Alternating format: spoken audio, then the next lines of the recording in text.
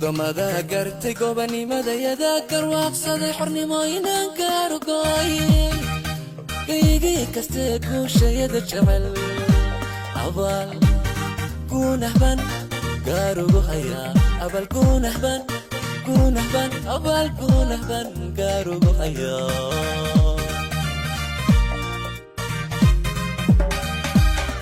wadamada gartay gobanimada yadaakar waaqsaday xornimooyinan kaarugoy kaygii kastee guushayada jecel abaal guunahban gaarugu hayaa abal guunahban abaal guunahban gaarugu hayaa madaxweynaha dalka jamhuuriyadda Soomaaliland mudane Muuse Biixi Cabdi iyo wafdi hogaaminayo ayaa maanta socdaal shaqo ugu ambabaxay wadanka Kenya kadib martiqaad rasmi ah oo madaxweynuhu iyo wafdigiisu ay ka heleen dhigiisa wadanka Kenya safarkan madaxweynuhu wuxuu daaran yahay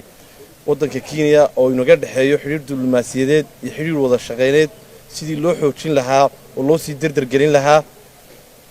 muddada ay ku sugayeen wafdiga madaxweynuhu wadanka Kenya waxay kulamo la qaadan doonaan dhigiisa wadanka Kenya iyo mas'uuliyiinta ugu sareysa dalkaasi madaxweynaha waxa wafdiga ku wehelinaya xubno kamid ah golaha wasiirada oo ay kamid yihiin wasiirka wasaaradda arrimaha gudaha Maxamed Kaahin Axmed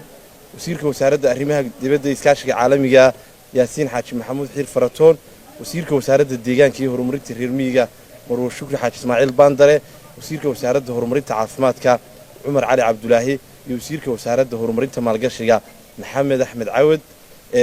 insha Allah ta'ala marka ay ku soo guriyeen noqdaan dalkooda